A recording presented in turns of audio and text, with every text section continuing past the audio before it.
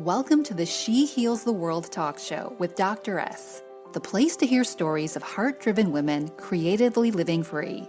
Our episodes highlight conversations and insights that support the values of self-care, creative and personal freedom, slower living, happiness, health, and wellness to help you live your absolute best life.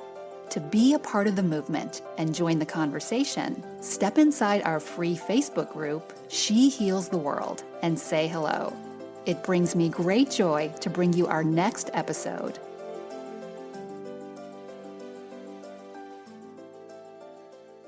Hey everybody, Sophia here. Thanks so much for tuning in to this episode. So this episode, I brought Rachel Reuben on, who is a Food Network superstar and the winner of Chopped. And I thought that her story would be really interesting to share because there are so many of us whose only dream is to finally get on a TV show, win the show, become an overnight celebrity, and then our career will absolutely take off before our eyes.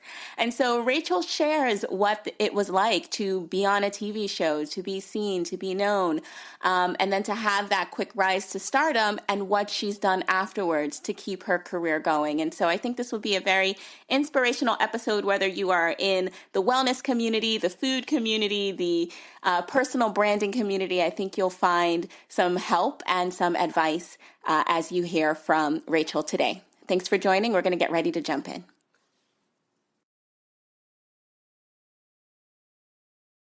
Right. So, hey, Rachel, thank you so much for coming on the show today. You're welcome. My pleasure.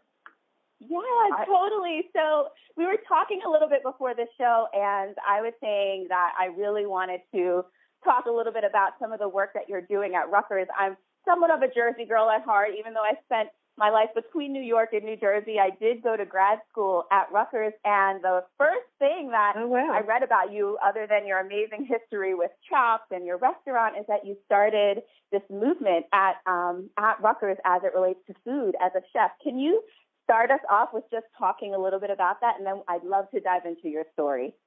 Oh, well, great. The Rutgers project was something that sort of came out of the blue for me in at a time when I needed like an anchor in my life and something to focus on. I was just going through a divorce and, 25 years of marriage and like an empty nest. And so the universe kind of handed me this project, which was I was invited to help concept and design a healthy dining venue at Rutgers for their brand new Institute for Food, Health, and Nutrition. So they had built this, multi-million-dollar research institute about how food and nutrition relates to lifestyle and conditions like diabetes and heart disease, et cetera, that are sort of plaguing our country right now. So they had a restaurant space in this brand new building, Research Institute, and they wanted it to reflect the mission of the Institute. So I was really lucky to be asked to be a part of that. And so I designed a menu, even the logo and the name of the restaurant, which was we called Harvest. And the mission was just to create a dining experience for students and faculty where it was all fresh food made from scratch, which is kind of totally unheard of in the college environment. Yeah, I lived off of the food trucks. Do you remember the food trucks over there? Yeah, it's still there. But, and I was really excited about it because I had been to conferences like, Food for Change and things like that. And the idea of transforming university food, which traditionally has and even Rutgers has this big contract with, I think, Pepsi, where they agree to have in all their dining halls like huge banks of soda machines and all these sugary beverages and blah, blah, blah. And, Pepsi pays a fee to be a part of this huge market, the university market, where they're sort of, in a sense, brainwashing people to drink their products, which are, a big reason behind diabetes and obesity in the country. So in our dining room, we were able to, I was like, no, we're not having a soda machine in here. We're not having any sugary snacks. We're having all fresh food made from scratch. We even made our own stocks and that sort of thing. So it was a cool experiment, and I designed the menus and ran it for a year, trained the staff. I had a co-chef that I worked with who ran the operations side, and I ran the culinary side. And it was exciting. It was an exciting project to see, the enthusiasm for it and the need for it, And now I think they're taking that message and trying to bring it into all the other dining halls. But, before that all happened, I did make a decision, and I went to culinary school at the same time as my 19-year-old son. So that was kind of an interesting choice. Yeah. Yeah, I find that story is so common for so many women, where we're such givers and we're such nurturers, and we put everybody else before ourselves. And then sometimes that works well for a period of time, until then we start to feel a little empty, and we start to think, my purpose is so much greater and it's so much bigger, and what else can I do, and who else can I be, and who do I desire to be? And to see that kind of opened the door for you into so many areas, including everyone's dream, which is getting on TV and winning a show. Oh, yeah. Talk about celebrity status. So how did that happen? My 15 minutes of fame. Well, my son had decided he wanted to be a chef after a year of college. And so I started taking him on all these culinary school tours.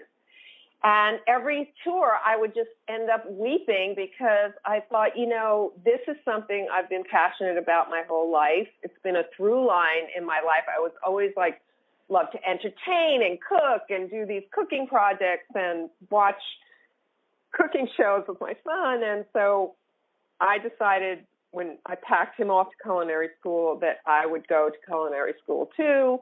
We went to two separate schools. I graduated with my culinary degree. He graduated with his. And I knew from the beginning that I wanted to teach. That's what I wanted to do.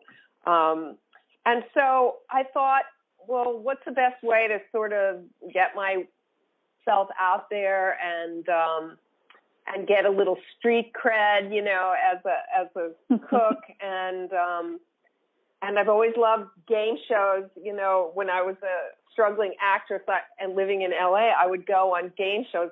I've been on 5 or 6 game shows because, I would do it for the money or just for the excitement of it, So I applied to Chopped, and lo and behold, they chose me. They liked my story about going to culinary school late in life. And I got on the show, which was really exciting for me. And the show itself was mind-blowing, because it was such a risk, because as my son said to me, "Mom, don't get eliminated in the first round. That's going to be really, really embarrassing." So I went in there thinking, please, just let me get through the first round without getting eliminated. And it was one of those moments in life where you put yourself totally out there and on the line, and it all works out.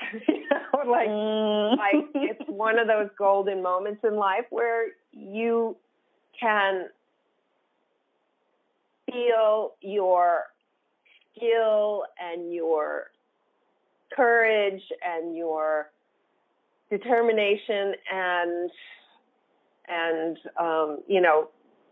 the gods all coming together and giving you what you came for, and that's a rare moment in life, but, it's such an incredible feeling that it makes risking worthwhile, I think, because you can't, there are chances when you take risks that you're going to fall flat and you're not going to get what you want. But if you don't risk, then you never get that feeling of, oh my God, this just is like a golden moment where everything has come together and there's nothing like it. I can't even describe it. It's like falling in love, or, it's serendipity on turbo, so, but, and those are the moments that I think fuel me in life to say, okay, this is going to be really uncomfortable. This is going to make your adrenaline pump. This is going to be scary, but what if it all actually worked out? Indeed.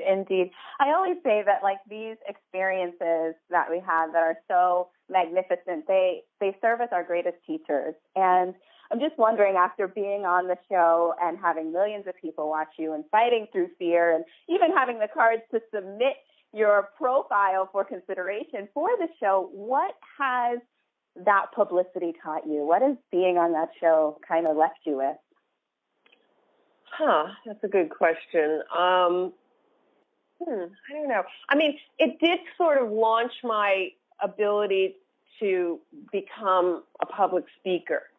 So that was nice. I mean, things like this do give you a certain amount of credibility in the eye of the public. It was a beloved show. It's a beloved show that people, I still am in awe today of how important the show is to so many people and how many people watch it and love it. And so, there is a certain power in that, and in seeking a certain amount of celebrity, or even if it's a small amount through a show like that. But, it also taught me that it's just a little piece of what you need to be successful. People may have hired me more readily because of it. It's certainly like a little badge of honor, that I can put on my website and that I can, talk to people about. But in the end, I have to show up and do a great job. And I have to, honor that client provider relationship and do a great job and figure out what that is and deliver it, So I would say to anybody, go try and get as much of this kind of thing, as you can, but understand that it's not everything. Like, because in the beginning, right at the beginning, I thought, wow, this is going to just catapult me, and this is going to do this for me, and this is going to do that for me. But it has limited, like everything we do, social media, having a website, all these things come together to build your brand or your persona out there, but it's not one thing does it all for you. Right. It's still you. And you still have to take the responsibility to grow it as well. Yeah, I think, just like, I guess when I was young, I thought, fame or some degree of celebrity or making a lot of money would, solve everything for me. And so I chased that in a way that almost, made me unhappy with the everyday sort of mundane work that needs to get done. And in the last few years, I've been able to really make peace with that, whereas to say that, this is what life is made up of, and this is where I have to find my joy, in the everyday, mundanity of making myself a better chef, making myself a better mom, making myself a better communicator, figuring out how to connect with people. All of that is what is the sort of the treasure or the currency of life that makes all the difference, I think. So I know a lot of people out there and a lot of women out there are struggling with, how can I get 30,000 Instagram followers, and how can I do, and yep. So, I know I've been there too, but there's a kind of a balance to be had, I guess, that I've been, working hard at for myself, and also trying to convey, that message about what's really important, the small things, doing a good job, delivering the service that you're going to deliver well, connecting with others, making that little bit of difference in other people's lives, your customers, whatever. What I love that you said about that is that it is about all of those little journeys.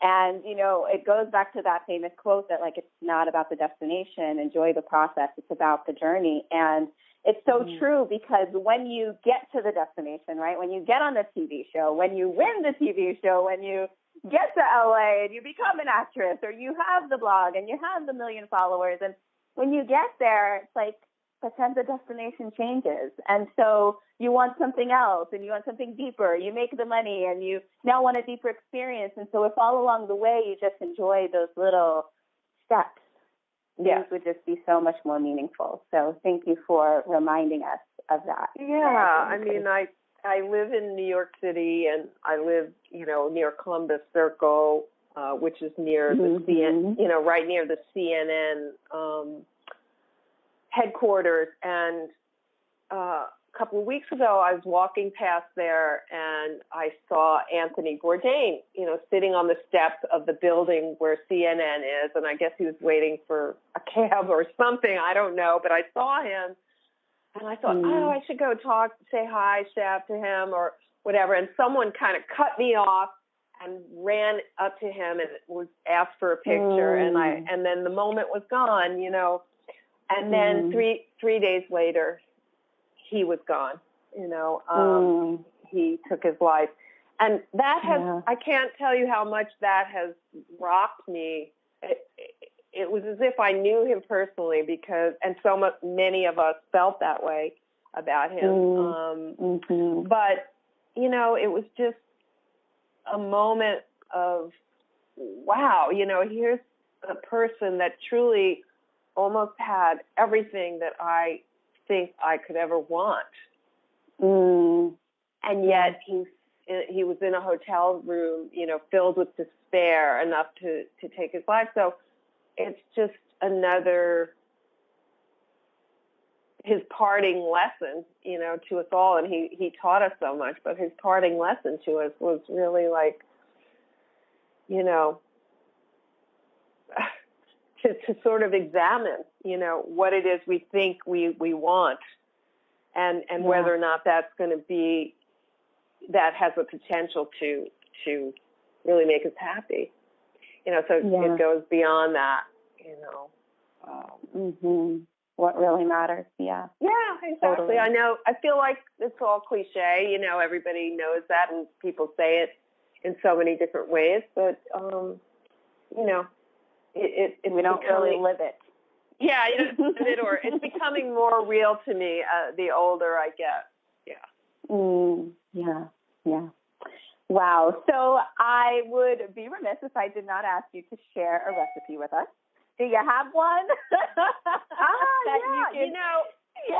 Leave us with. That'd be awesome. Of course. My website, I have about 200 recipes. I haven't, in the last year or so, posted recipes because I've been busy with other projects and sort of,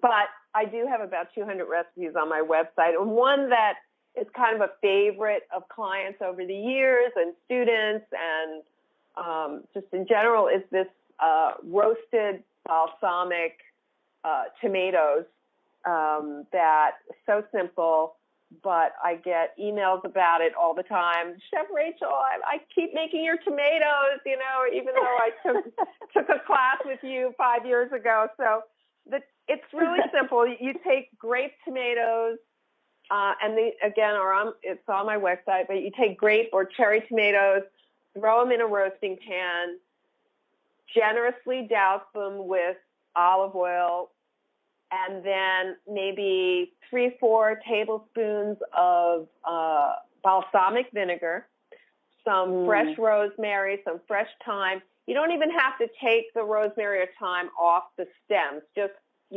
off the sprigs. I like that. Just throw the sprigs into the mix with the tomatoes, salt, pepper, and some whole pieces of garlic, maybe 4 pieces of whole garlic. And then you just, kind of make sure the tomatoes are kind of coated and roast them at 400 degrees for about 40 minutes. And what you'll end up with are these beautifully concentrated burst tomatoes and the balsamic vinegar kind of reduces and becomes syrupy, and the herbs and the garlic. And this is an amazing staple that I keep a container of in my refrigerator at all times, because not only does it make a beautiful appetizer with some, if you just serve it with some crostini, like toasted bread, it's a great appetizer to serve to people coming over for drinks or before dinner. It never fails to impress, and people just are in ecstasy over it. It's this concentrated tomato flavor. And then you keep a container of it in your fridge, and you can make it into a side dish for a rotisserie chicken or some grilled chicken breast, or you can boil a pot of pasta and throw it on the pasta and have an instant sauce. You can use it on a sandwich as a condiment. You can make an omelet out of it. You can turn plain rice into a rice pilaf with it. So it's a very versatile dish. It's delicious and addictive. And might I add, easy. So I think I can handle this one. Very easy. Yeah, awesome. Well, I'm going to definitely try it. And I know that there are so many people who are gluten-free and dairy-free. And so another thing is it also sounds, like you said, very versatile and applicable to you depending on what your dietary needs are. So that is lovely. I cannot wait to try that tomorrow. Okay, good. Well, Rachel, this has been such a beautiful time with you. I mean, we've talked about so much, from joy to loss to celebrity status to meaning to food and cooking. And so I just wonder, as we wrap up this amazing time together, if you could look back and give your 10-year younger self any piece of advice, what would it be? Well, I've thought about this question, and what I want to say about it is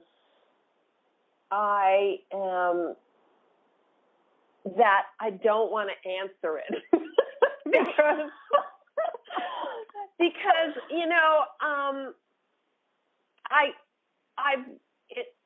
I've struggled a lot with regret. I should have done this, and I should have gone to this, and what's the matter with me? I should have stayed, with this one thing and taken it, all the way, or how come I didn't do this in my marriage, or so I think that question is a trap, for regret.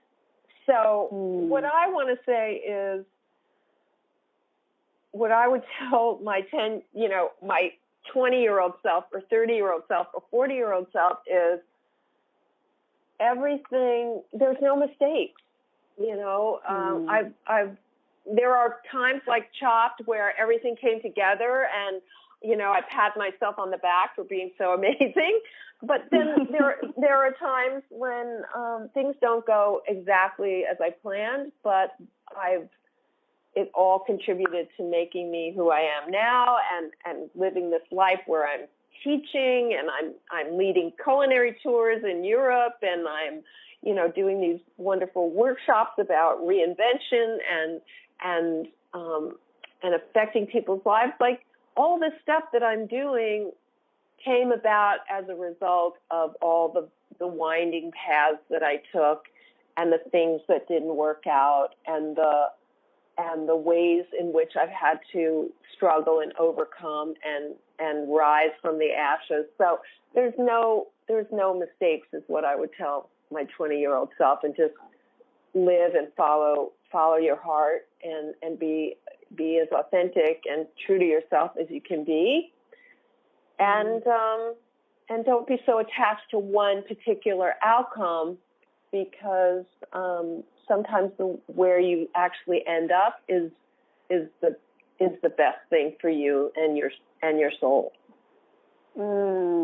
Yeah, where you end up is exactly where you need to be. Thank you so much, Rachel. Oh, you're welcome. Thank you. How can we support you? Where can everybody find you? Drop us your links, and I'll also have them in the show notes as well. All right, I will. My website is foodfixkitchen.com, Food Fix Kitchen, and I can be found on Instagram at foodfixmama. Mama. And where can people find information about those European culinary tours? I may be joining one of those. Yeah. Well, there's some information on my website, Food Fix Kitchen, but I partner with a wonderful woman and her boutique travel company called DelectableDestinations.com. So Delectable Destinations, and I'm on that site as well, and my recipe for reinvention trips are on there, where we do these women's retreats. We go to Europe and spend a week in Tuscany or Amalfi or Spain, and we have this amazing culinary adventure, but at the same time we're looking at how we can write our own recipe for reinvention and take the next, make life this amazing feast, whatever's next for you. Beautiful. Thanks for coming on the show today, Rachel. Oh, you're welcome. My pleasure. Thank you. This episode was brought to you by Fearless and Free. Fearless and Free is my online training program that teaches women entrepreneurs and aspiring course creators how to create, launch, and profit from your first online course. Online courses have produced tremendous freedom in my business, and I would love to share my technique and strategy with you. If you are interested in launching a profitable online program, visit shehealstheworld.com/freebie to grab your free tool sheet that brings you behind the scenes on all the tools that I use to run my online practice. Thanks for listening in. Lots of love. See you in the Facebook group.